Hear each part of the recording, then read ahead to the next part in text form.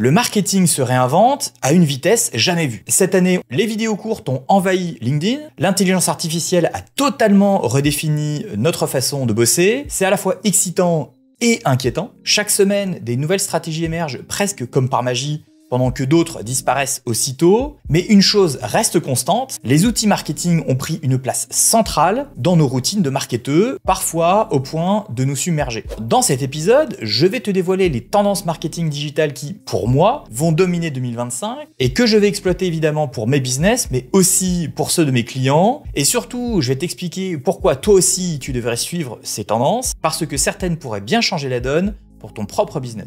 Chaque année, j'ai l'impression de me répéter comme un disque rayé, mais j'y retourne, la vidéo reste reine. Et en 2025, elle va encore évoluer parce que c'est fini les vidéos d'1 minute, les formats courts du genre TikTok ou les réels n'arrêtent pas de s'allonger, même les YouTube Shorts peuvent atteindre maintenant 3 minutes. Pourquoi ça? Parce que plus c'est long, mieux ça engage. Alors, quid des formats longs dans tout ça? Ils sont plus forts que jamais. C'est eux qui laisse une vraie empreinte de ton image de marque et qui transforme les prospects en clients. On voit même des vidéos de 30 minutes et parfois bien plus que ça qui cartonnent et qui font des millions de vues. Et ça, d'un point de vue mémorabilité, c'est incomparable. Un format long laissera toujours une trace durable dans l'esprit de ton audience. En tout cas, beaucoup plus qu'un format très court. Et avec les outils d'intelligence artificielle dédiés à la vidéo qui existent aujourd'hui, produire ce type de contenu sera encore plus rapide et simple. Il y a certaines IA qui te permettent déjà de créer des séquences à partir d'un simple texte ou d'une image fixe, genre Runway. Premiere Pro peut même maintenant allonger des séquences, il suffit juste d'appuyer sur un bouton. Mais il y a un twist dans tout ça, YouTube ne sera plus seulement sur nos smartphones, mais aussi sur nos ordinateurs, parce qu'il colonise de plus en plus nos salons. Aux États-Unis notamment, c'est désormais la plateforme numéro 1 de streaming, surpassant même Netflix. Et si tu veux créer des liens encore plus profonds avec ton audience, il y a aussi un autre truc qui cartonne encore de la vidéo, cette fois-ci, la vidéo live, qui devient aujourd'hui presque incontournable. Le format live, ça va te demander d'y mettre plus de ta personne et de ton temps, et même si ça touche beaucoup moins de personnes, en tout cas sur le moment T, qu'une vidéo classique, le lien créé dans un live n'en est que plus précieux. Alors, on le sait déjà, je t'apprends rien, l'IA, elle est partout, ChatGPT est certainement le premier nom qui te vient à l'esprit, mais évidemment, il en existe des milliers, des outils d'intelligence artificielle, parfois ultra spécialisés, il y en a clairement pour tous les goûts.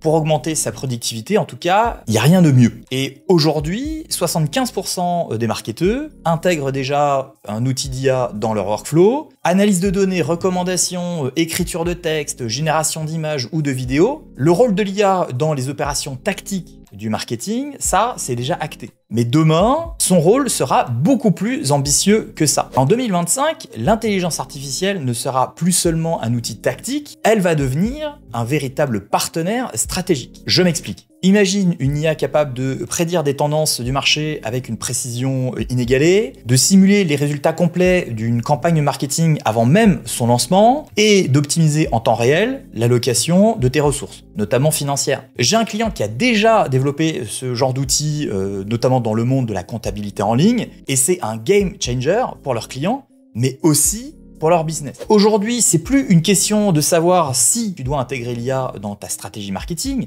mais comment? Si tu te contentes juste de la laisser comme un simple assistant, ce que la grande majorité des gens font encore aujourd'hui, tu risques très fort de te faire dépasser. Parce que pour réussir, l'IA doit être au cœur de ta stratégie marketing et pas juste l'assister. Si tu crois que le référencement naturel est toujours roi, détrompe-toi, la recherche telle qu'on la connaît aujourd'hui, elle est en train de disparaître. Ou en tout cas, elle est en train de changer. Parce que, attention, ne me fais pas dire ce que j'ai pas dit, le référencement naturel reste encore et toujours un super moyen très efficace de générer du trafic qualifié sur ton site internet. Mais avec l'intelligence artificielle générative qui est intégrée notamment dans Google et dans Bing aujourd'hui, les résultats ne se limitent plus à juste des liens sur lesquels on peut cliquer. Les réponses sont générées directement par l'IA sur la page et elles sont prêtes à être consommées sans même cliquer sur aucun lien. Et donc ça, c'est pas juste une amélioration,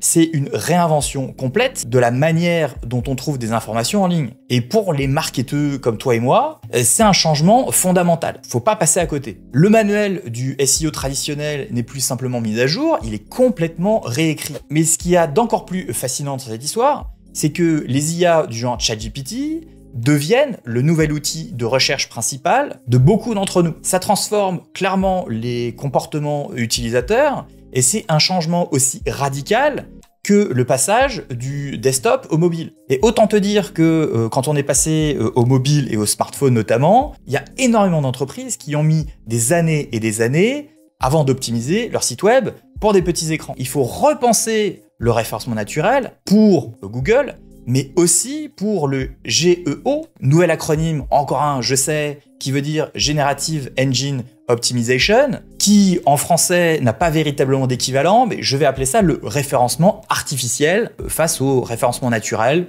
J'ai trouvé ça plutôt pas mal, tu peux me citer si tu veux, je suis assez fier de celle-là. Le GEO, donc le Global Engine Optimization d'un côté, le SEO, le Search Engine Optimization de l'autre, les deux partagent des similitudes, mais leurs approches diffèrent fondamentalement. Le SEO, donc le référencement naturel, traditionnellement repose sur des critères, on va dire, techniques, crawlabilité, structure des pages, mais aussi des critères sémantiques, genre l'autorité, les mots-clés, pour optimiser le classement des pages dans les résultats de recherche, principalement sur Google, mais pas que. Alors que le GEO, donc le référencement artificiel, lui, s'appuie sur la qualité intrinsèque du contenu. Les moteurs de recherche IA, genre ChatGPT, privilégie les contenus capables de répondre directement et efficacement aux questions que tu vas leur poser, donc des utilisateurs, grâce à des algos de traitement du langage naturel. L'accent, il est mis principalement sur la pertinence contextuelle, la lisibilité et la profondeur du contenu, plutôt que sur des aspects techniques qui sont traditionnellement ceux du SEO. En tant que marketeur, tu as deux défis à relever en même temps.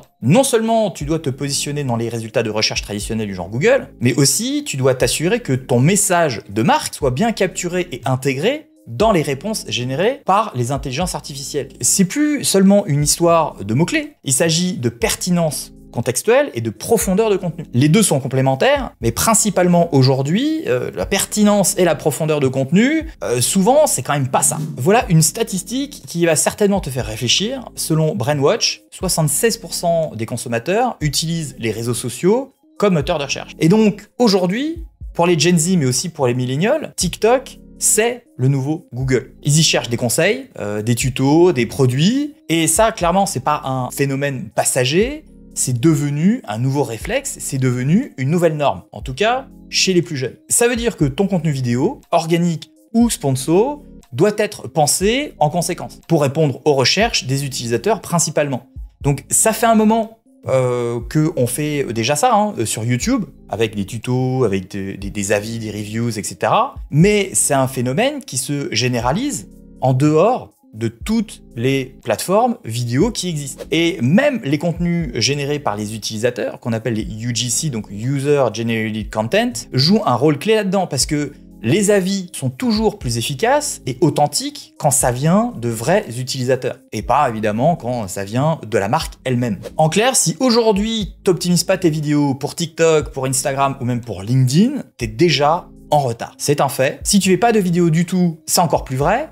Mais il faut penser optimisation et comment les gens vont consommer ta vidéo et pourquoi. En gros, c'est quoi l'objectif de ta vidéo avant même de la créer? Avec toutes ces avancées technologiques, il y a un enjeu majeur pour toutes les marques, que ce soit la tienne, la mienne ou celle de mes clients, c'est de protéger son image de marque. Parce que même si les intelligences artificielles, ça se forme comme des employés, le contenu généré en temps réel, et en direct auprès des clients, ça peut être vraiment casse-gueule. Imagine le chatbot disponible sur ton site web qui est alimenté par une IA, s'il commence à partir en vrille. Clairement, c'est pas super. La santé de la marque occupe désormais une place centrale dans les stratégies de marketing et les marketeurs adoptent des approches proactives, s'éloignant des méthodes conventionnelles telles que les enquêtes de marché ponctuelles, souvent vraiment un peu pauvres, insuffisantes et rapidement obsolètes en plus. Et grâce aux outils avancés d'analyse de données avec des intelligences artificielles dedans, les départements marketing peuvent surveiller et mesurer en temps réel la réputation de leur marque en analysant tout ce qui se dit en ligne et en obtenant aussi une vision globale de sa perception. Ces technos, elles permettent aux équipes d'agir rapidement en fournissant des résumés générés encore par l'IA, encore elle, qui aide à comprendre les discussions publiques autour de la marque, mais aussi à suivre le sentiment envers les marques concurrentes et du coup à pouvoir ajuster les stratégies en fonction des retours immédiats. C'est quasiment en fait du action-réaction. En gros, en fait, ça permet d'optimiser sa stratégie de branding et de faire coller au plus près l'image de marque voulue et celle réellement perçue par ton public. La base du branding, quoi. Avec l'accessibilité croissante de ces technologies, les marques investissant dans des systèmes de surveillance en temps réel sont mieux positionnés pour protéger leur réputation et saisir de nouvelles opportunités avec précision et agilité. Et comme une réputation de marque, en fait, t'en as qu'une, clairement, faut pas se rater parce que ça peut partir en vrille très très vite. On le voit en ligne très souvent d'ailleurs. Alors oui, je sais, ça fait beaucoup d'infos d'un seul coup, mais la question maintenant que tu dois te poser, c'est est-ce que tu es prêt à transformer ta stratégie pour 2025? Ce qui est sûr, c'est que les marques qui réussiront seront celles qui sauront allier innovation d'un côté et l'authenticité de leur marque. L'intelligence artificielle, la vidéo, la recherche, les réseaux sociaux, ce sont plus que des tendances, c'est ton avenir et celui de ta marque. N'hésite pas à me dire en commentaire quelle tendance te parle le plus et surtout laquelle tu vas commencer à explorer dès aujourd'hui. Ça m'intéresse de voir ça et peut-être aussi de débattre, voire de faire des vidéos dédiées dans le futur. En tout cas, si ce genre de vidéo t'intéresse sur le marketing et sur le branding, il y a de fortes chances que la vidéo qui va apparaître ici soit tout aussi passionnante que celle-ci.